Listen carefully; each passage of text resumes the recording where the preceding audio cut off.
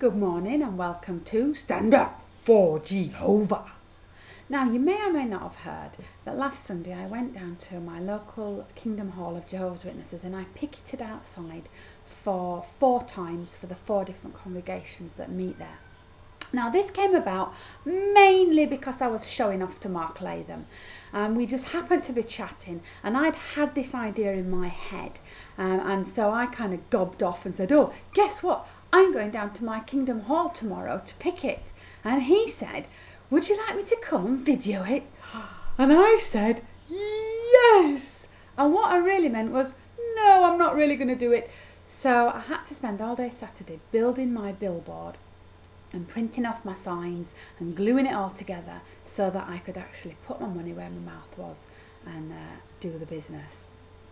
So on Sunday morning, quite early, because there are 4 congregations, me and Mark Latham went down to the Gloucester Kingdom Hall and he had his video camera and I had my billboard. Now let me just show you what I put up in case you haven't already seen it on YouTube.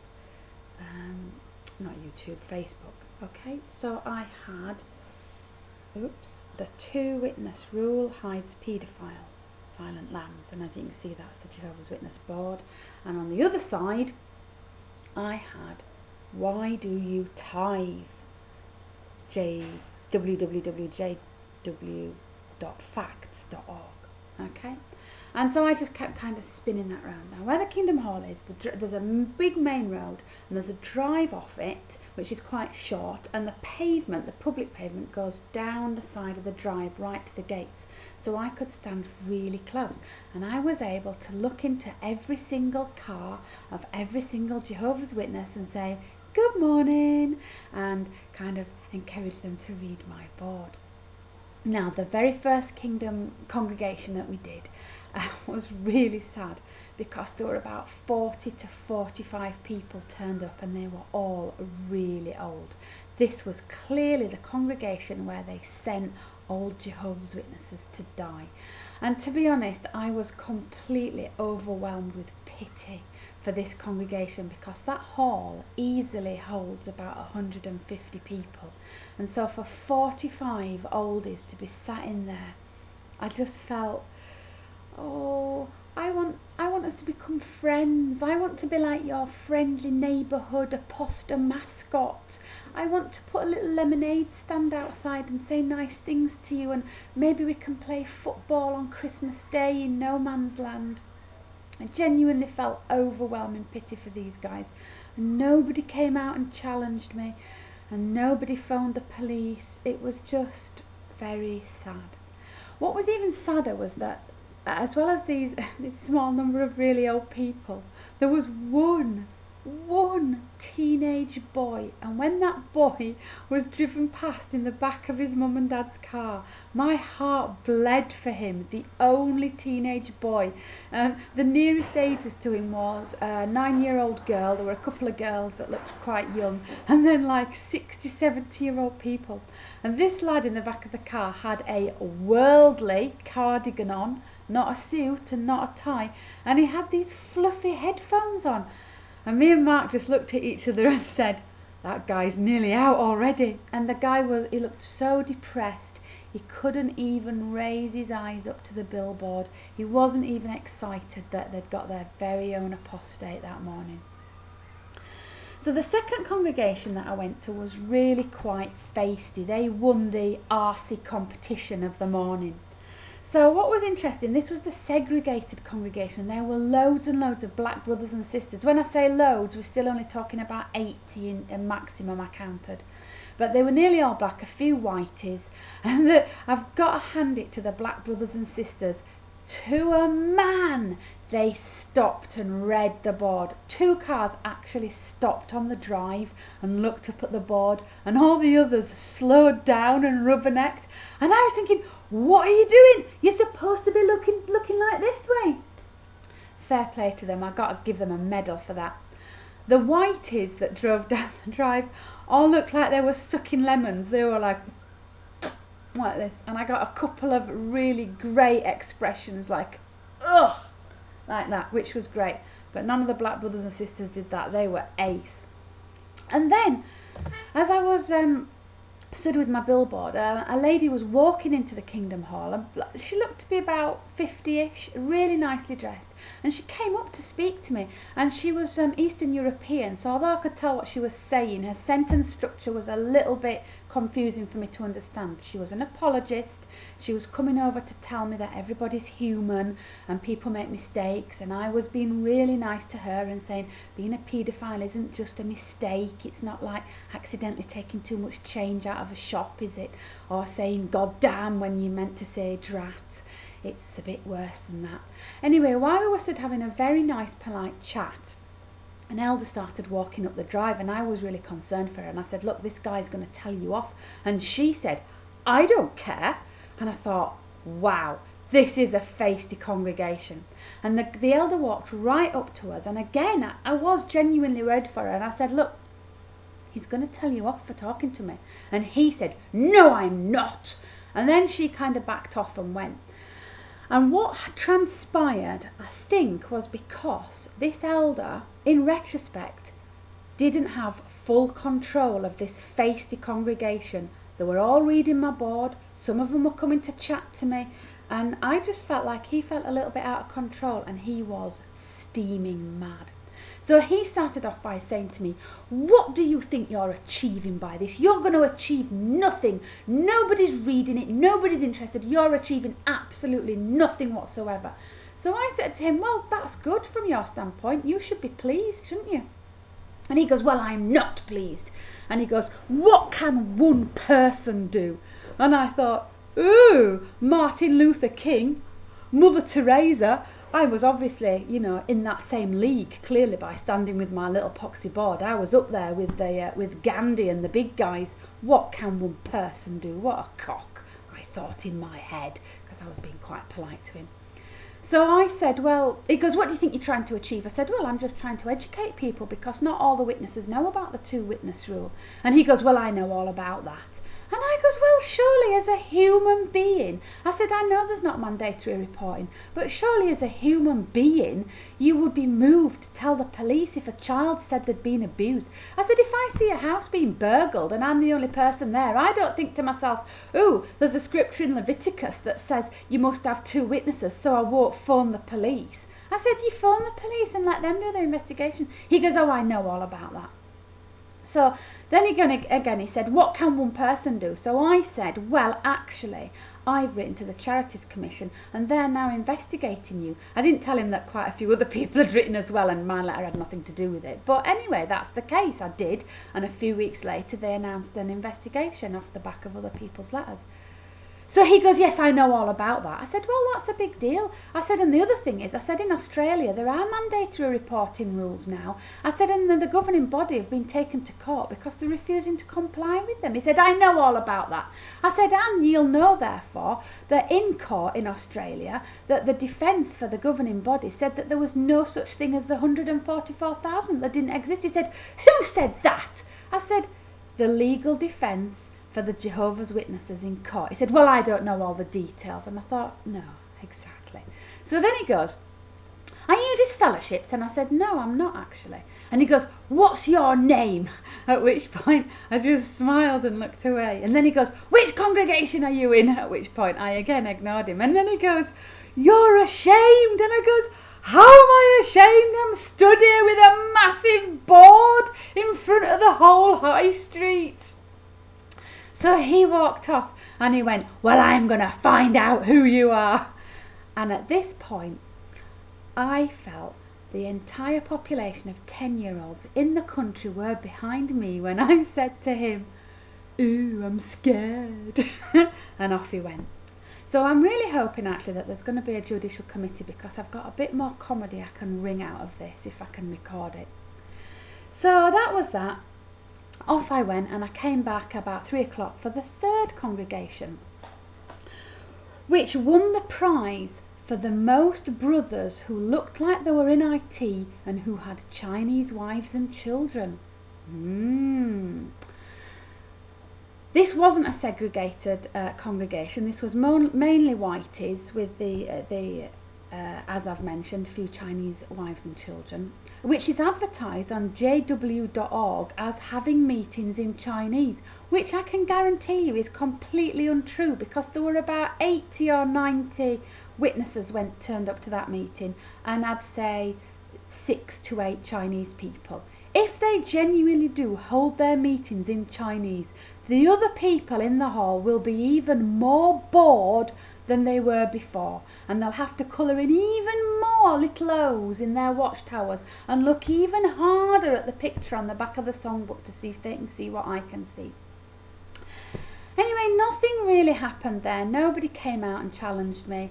An old lady, a really old lady, who was shuffling down the drive, again another lady that had walked, came up, and she had like a carrier bag in her hand, so I wasn't really sure if she was a witness or not. So she said to me, "Where do you get this information from then?" And I said, "Well, you know, you can find it anywhere. The Jehovah's Witnesses have this 2-witness rule." And she said, "Oh, well, my church don't allow that." And I said, "Oh, do you go to the church across the road?" And she went, "No, Kingdom Hall." That's such a loony. So I'm trying to explain to her, no, they do allow it. That's the whole reason I'm stood here, because you think they don't, but they do. She's going, "Oh, no, they're very strict on that. They don't let paedophiles, no, they're very strict, they don't let them in." I said, "But the point is, you wouldn't know, because they do let them in, but they don't tell you." "Oh, no." Then I thought, oh, she's proper simple. And I just went, well, let's hope they don't, eh? And then I thought, she's probably safe from paedophiles, actually. The other exciting thing that happened was the Rozzers turned up. Now, before I had done this whole thing, I've got a friend who is a police officer. He's an elite detective in the Bullshire Constabulary. Now, you're going to have to Google this if you want to get all the jokes. But basically that means that he gets to wear pointy shoes and put his feet up on the desk. And he told me the whole law around peacefully protesting. And he said, you do have a right to protest, but it's got to be subject to Section 4, I think, of the Public Order Act. So he said, if you're going to have a board that says Jehovah's Witnesses are cocks, you might want to rethink that. And I said, no, I'm not going to do that. However, I did phone the police up beforehand out of courtesy and notify them of my intention, and they gave me a incident number, and they said every time you want to go to Kingdom Hall and protest, just quote this incident number and tell us what's on your board and tell us what time you're going to be there, and that's absolutely fine. Now, in retrospect, I'm really glad I did this. I was kind of thinking that the witnesses would phone the police on me and try and move me on, and I'd be really cocky and go, ha, I've already phoned them. But actually what really happened was the Rozzers just drove past and thought, aye, we've got a proper one here, and turned round and pulled up and said, what's going on then? And they were trying to, so I gave him my card, and while the guy was on the phone checking out my incident number, the woman in the other seat was going, so are you a Jehovah's Witness then? And I'm going, no. And she goes, so do you hate Jehovah's Witnesses then? And I went, no, not that either. I said, I said, look, they don't know about their own rules and regulations, and I'm just trying to educate them. So by that time he'd got my incident number and gone, yeah, that's absolutely fine, crack on, off you go. So that was brilliant. I would have genuinely felt on a back foot if I hadn't done that. And I will continue to phone the police every time I go down to Kingdom Hall, which I shall be doing in the future. And that was the most interesting thing that happened on the third congregation. The fourth congregation, the last one of the day, 6 o'clock, was the one that I was most nervous of, because this was the one that I used to attend myself, and I just really had visions of like 110, 120 people all driving in, every one of which knew me and would probably be looking at me with pity. And I was, you know, kind of hoping that a couple of my friends would come up and go, Louise, what are you doing? And then we could have a little discussion based on our previous friendship. But as it happened, that didn't happen. Again, they didn't send anyone out, and I just thought, aren't they feeble these days? They can't even be bothered to try and move me on, apart from this plucky elder in congregation number 2. All respect to him, the nasty piece of work that he was. The only thing that made me sad about congregation number 4 was this. There was a friend, I was quite close to him. I felt I was. He seemed more intelligent than everyone else. He was a converter, not a born-in. And he was really nice looking. And I think that I saw him drive down. When I say I think, because, you know, like, men don't age like women. Last time I knew him, we were both in our 20s and obviously like gods and goddesses of beauty and physical magnitude. So I don't know if it was still him, because he still looked 20 and I clearly don't look 20. I look a lot older. Anyway, he was still really good looking if it was him. But what really made me sad was, as he looked at me, he laughed, and it wasn't in a nice way. It was in like a really sad, pitying, you mentally diseased nutter way. And what was even more upsetting was that next to him in the passenger seat of the car was like a really ugly sister and a kid in the back, which was evidence that they'd bred. And as I mulled this over, I don't know which made me more sad, that some minger had copped off with my good-looking friend, or that he now thought I was a nutter. Which I am, actually, so that shouldn't have made me sad at all, really. And that was the only eventful thing that happened in congregation number 4. Now, here are some of my thoughts about the whole experience. Overall, out of the 4 congregations, when I used to go, there were 3 congregations, and so I thought 4 was evidence that they'd had this massive increase. And what it turned out to be was evidence that they'd just subdivided down less numbers into 4 congregations. And I wondered if that was something to do with squeezing more donations out of them. The other thing was, I would say at least 70% of all the witnesses in all 4 congregations all had a proper good look at my board. 70%, of whom they're all supposed to go like that, aren't they? 15% at a guess genuinely looked away and wouldn't look at all, and 15% did the old, I'm pretending I'm not looking but I really am looking. So a big percentage of witnesses read that board, and I think it would have been quite exciting for them to have their very own apostate. I'm kind of hoping that Gloucester and Cheltenham will enter into an apostle competition, because Gloucester will phone up Cheltenham all excited and go, oh my God, we've got an apostate outside our Kingdom Hall. And Cheltenham go, oh yeah, right, well, we've got 2, which is Mark and Cora. And Gloucester will go, yeah, but ours is a comedy apostate. And Cheltenham go, yeah, but ours go down the high street and mug off witnesses. And I'm hoping that there's going to be a bit of healthy apostle competition between us. The other thing that I noticed was this. The board, which I showed you when I showed you the photos of my... Hang about, I'll just get it. Sorry to drag this out a bit. Here, this here, the Kingdom Hall board, those times are completely wrong. They are way wrong. First of all, they're still on the 3 congregations, not 4. And secondly, not one of those times matches one of the actual meeting times. And I felt really sad about that. It's like they know nobody's going to turn up. Nobody's going to walk in off the street and go, oh, I wonder what this is about. They've given up. What is the point of even splashing out a bit of cash on a new board when we know literally nobody is going to walk in off the street? It actually made me feel quite sad about it. And the other thing that was really, really noticeable was this, an unintended consequence. Every car and pedestrian that went past me on the main street slowed down, stopped, said, what's on your board, love? Oh, thank you. People were thanking me for turning the board so they could read it. People were stopping. People were stood for like a full 5 minutes at the other side of the street reading it. Human beings have a natural curiosity. It's interesting. If you see somebody looking a bit batty, you look at them. It's riveting. It brightens up your day. The only people who were overcoming the natural human curiosity were the witnesses. And even they struggled. And the black brothers and sisters didn't even try. They were just proper rubbernecking. I don't know if have I already said this? 2 cars actually stopped on the Kingdom Hall Drive to read my board. This was the congregation where the elder came and had a go at me. He really hasn't got his flock in line, that guy. And because he was so feisty and so rude, that's the congregation that I shall be going back to with some more different, interesting and entertaining slogans.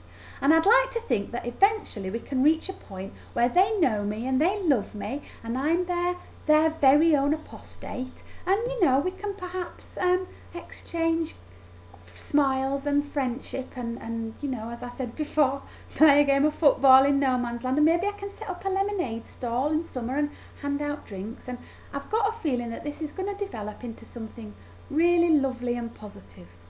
And thank you for sharing with me another episode of Stand Up for Jehovah.